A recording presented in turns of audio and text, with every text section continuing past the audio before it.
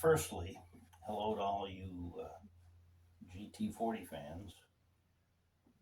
My name is John Draw, and I was one of the early employees at KarKraft. Mike Teskey asked for me to give you a rundown of what I remembered of, let's call it a brief history, anyhow, of the early stages of developing KarKraft, who we all know was the builder and developer of the Ford GT40 Mark II. And that's regardless of what the books and movies might say. KarKraft started out with a gentleman named Nick Hartman, who was truly a gentleman. And Nick and I were friends before KarKraft came into the picture. Nick was a member of the Alfa Romeo Owners Club in Detroit, and which was a great little group that enjoyed a night out as well as performance car racing, SDCA racing, and that sort of thing.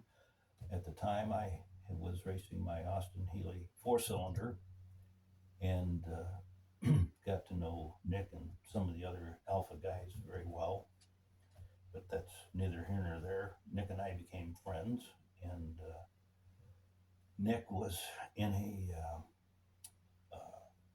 family business called the John Hartman Company, which was Nick's dad and his brother Al, and they had a pretty substantial size machine shop in East Dearborn called John Hartman Company.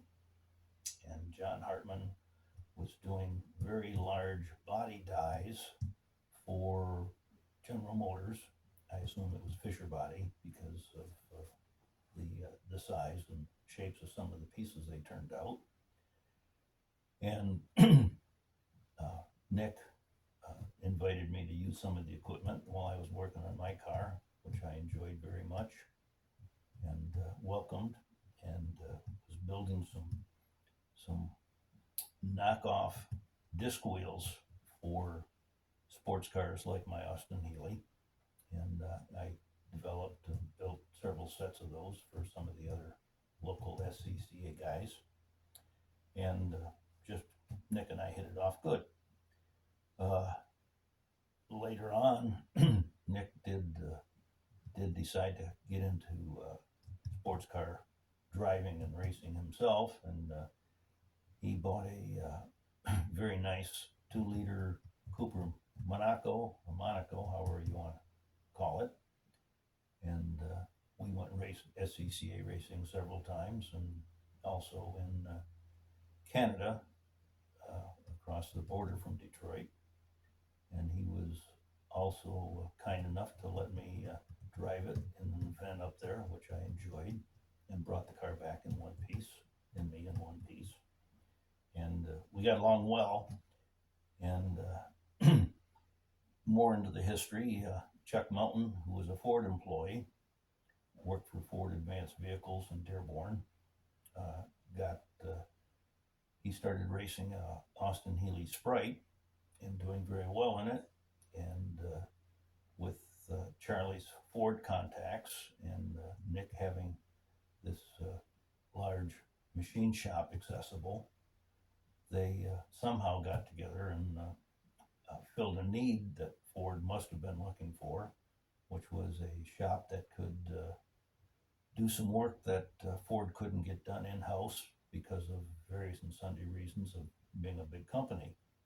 In any event, KarKraft got started, and I think a lot of the credit goes to Chuck for getting KarKraft started, and it may not have happened any other way if it wasn't for him and Nick getting together. John Hartman was located on Chase Road in Dearborn, and not too far from where I lived. And they started off with the Ford GT40 program. To my knowledge, right after the 1964 Le Mans race, and they knew there was a lot of work to be done. They started a little program, and I think design program in the John Hartman building upstairs in a storage loft. They got some 4x8 pieces of plywood together and started a little design shop up there with Ed running it and a couple other Ford employees, and it was all done after hours or moonlighting. I was working at the time for at Ford Motor as a exhaust system engineer, and actually my real employer was DST, Dearborn Steel Tubing, and I was put in Ford as a project engineer on a contract basis. So when Nick told me what was going on and said, invited me over to talk to the Ford guys about helping them out on the moonlighting design end, I did that for several months, and then they asked me if I was interested in coming full time, which working on the GT40 was such a elevated experience. I said, hell yes. So I started KarKraft full time in the John Hartman building, and we probably spent a couple of months there working while Nick was negotiating a new building on which was much more conducive to doing what KarKraft needed to do on Haggerty Road in Dearborn. But while we were at the Chase Road John Hartman building, there happened to be a excellent pattern shop, wood pattern shop, right next door to the Hartman building, and their name was Excel Pattern, well deserved. And after Ed had the basic layout on the transmission done and the rear axle portion, the transmission that was selected was the Ford top loader that had a good reputation so far as a good four-speed, reliable four-speed gearbox that was used in the Ford drag cars as well as the NASCAR circuit cars, and very durable transmission. The rear axle section that was selected, Ed had worked on at Ford on a front-wheel drive Thunderbird program that never materialized, but they had the ring and pinion design and development all done, and actually they had more than several extra gear sets available, so that's what he laid out to be the axle portion or the rear drive portion of the transaxle. So we were working with just center lines at the time in shapes that you could just describe by your hand. Went over to Excel Pattern and got them start to gluing together wood and shaving it. And I probably made 4 or 5 trips a day over there with the latest drawing, which had 3 or 4 more lines on it.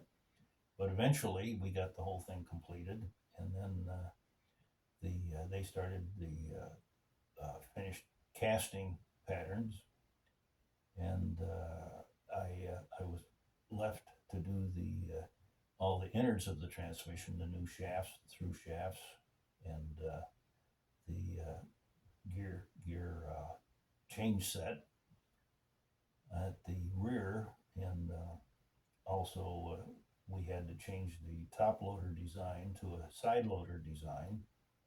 So I got to do the side shifter plate and the forks and rails and whatnot, and then all the internal parts that made the transmission drive-through complete. So while that was all getting done, it seemed like it was a miracle, thanks to the pattern guys and the casting guys. Nick also set up a little machine shop that was more equipped to do the machine work that we that we required more than John Hartman was capable of doing. They worked on big stuff, and we needed small ground bits and pieces that the Hartman Company didn't have the facilities to do.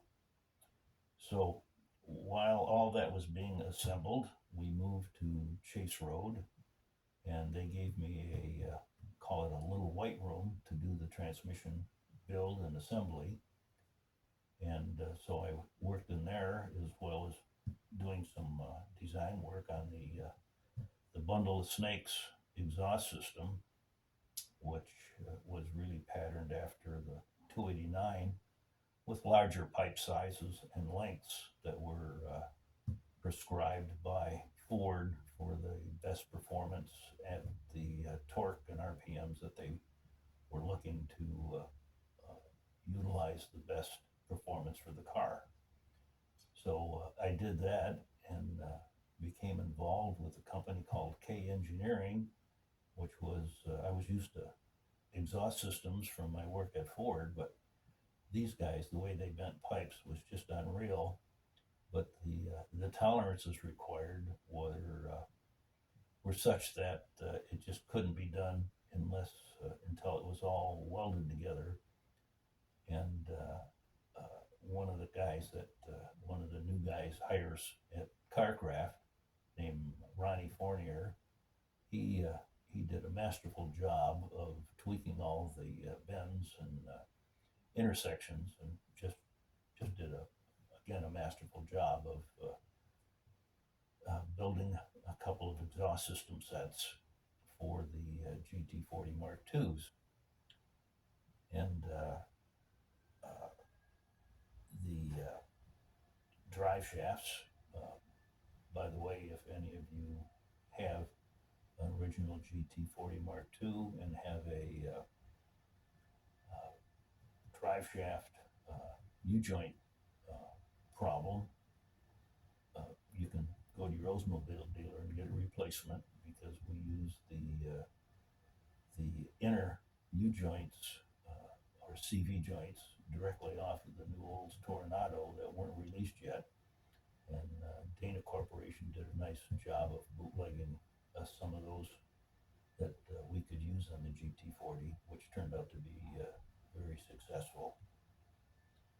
Uh, Other projects we worked at the time was the new front and rear suspension uprights, which were cast magnesium, and there was a company in Detroit called Detroit Magnesium that we relied heavily on for our castings, and they did a great job. So there was a lot of parts, the radiator, all the shift linkage, just a lot of parts that are almost too many to describe that KarKraft did do that to build the Mark IIs that don't even get mentioned in all of them important bits and pieces to complete the car. The first car I remember got the first time after we ran it around the shop and up and down Haggerty a couple of times. We took it Ford Proving Ground in Dearborn, and Chuck Mountain was nice enough to let all of us guys that had spent all the hours on it take a few laps at the Dearborn test track, and that was very gratifying. It just so happened that the day that we went to Ford Dearborn Proving Ground with the car, there was another group out there called, his name was Connie Coletta, and he was a drag racer. And I think he was a very famous drag racer, probably equal to whoever the champions were at the time. Anyhow, they were testing out on his dragster a new Ford, the Camry 427 or 428 Camry, whatever they displacement they called it, and the car was called the Bounty Hunter. And I know they won lots of trophies with it, but it was just kind of interesting thing that on the day that we took the GT car there to do a little test work, Connie Coletta was out there with the bounty hunter, and Ford Dearborn had about a 5/8 of a mile long straightaway that they could run the car on. So we made a lot of noise that day in Dearborn. But in any event, we saw a lot of changes that needed to be made. None of what we could identify as being necessary for Le Mans, but just to get the car right. And another fellow that doesn't get mentioned enough or hardly at all is Bob Negsted, who was one of the development engineers from Ford, who worked night and day on some of the projects. He wound up sleeping at work, trying to get all the necessary design and development work done. A lot of it on the suspension system. The GT40 suspension was really developed by Bob from a lot of input from a lot of different places. Ford Advanced Vehicles in England, as well as what we had done here, plus Bob was developed, very influential at the time in developing the suspension design program on Fortran system for Ford to use for their regular vehicles, and it worked. A lot of people who had the opportunity at the time copied a lot of Bob's work on their own cars, which I could get into later. Anyhow, the car then, after we brought it back to KarKraft, made what we saw as necessary changes. We then took it to the Romeo Proving Ground, which was in Romeo, Michigan, about 40 miles from Dearborn. And they had a large oval. And I think it was Walt Hangsken that drove the car. And it far exceeded the highest speeds ever achieved at the Ford Romeo Proving Ground. And from there on, the car got shipped out, and I think it went to Shelby, and they did some development work on it, and started doing some of the Le Mans prep. Car 2 was just getting finished up at the time that that the cars had to go to Le Mans. And I remember very well the first time car number 2, I finished the transmissions and boxed up a lot of spares. And car 2, the first time it ran, was backing it out of the stall at KarKraft, putting it on the trailer, and taking it to the airport at Detroit to get loaded. And there it went directly to Le Mans with only about 5 minutes run time on it. So all the development work that was done on car 2 was done in France by, I know Bob Negsted went. I remember Phil Remington was there. Charlie's dad, Chuck Mountain Sr., who was an excellent mechanic and just an all-around very, very good guy. No nepotism there.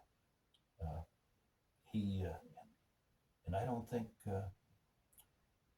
maybe Mulren went too, and a lot of Shelby guys. But anyhow, you all know the history of the cars at Le Mans, but what isn't touted is that the cars, they were running 1-2 for a while, 1-3 for a while, and I think one of the cars completed a little over half the race. Both cars exceeded the existing lap records for Le Mans, and the probably the highest speeds. I know they both went over 200 miles an hour on the Mulsanne Straight, but if other cars had done it, they were the top speeds on the Mulsanne straights. So the cars had the potential. The transmission failed on both cars. Not really the transmission, it was the clutch throwout bearing. I was the first one to take the transmissions apart after they got back, and it was just a not the right decision for the throwout bearings that were used in the cars, and nobody knew how to take the transmissions apart because I was here in Detroit. Got into my first sailboat race then, and so could be of no help. Not sure I could have anyhow, but in any event, that's what happened to the cars at Le Mans for the 65. KarKraft went on to they asked me to design a two-speed, what they called an automatic, but it wasn't really an automatic. It was manually shifted, and it was something that Chaparral was using with some success, and they thought that they should have one too. And then after that, they shipped the first Roadster to KarKraft, which was it was called X1. The McLaren team took that over, and it was built with all the. It was built almost as the Mark One, a Roadster in the Mark One configuration. So McLaren had to convert it to all the Mark II changes, mostly in suspension and engine installation, which they did. And I worked with them for several months on that, and took that to Nassau for Nassau Speed Weeks in '65. And then after that, I just saw better opportunities ahead, so I left KarKraft and hadn't followed it much after that. But that's about all I can tell you up till now. And I'm sure 20 minutes later, I'll remember a whole lot of other stuff I could have told you. But if you all got any questions, why don't you get a hold of Mike, and I can, maybe we can get them answered. Maybe not. But thanks for listening. I know I've taken about 10 minutes of your time. I hope you spend as much time listening. And again, if there's anything else I can help you out with, I'm glad to do it. Take care. Have a good show. Bye.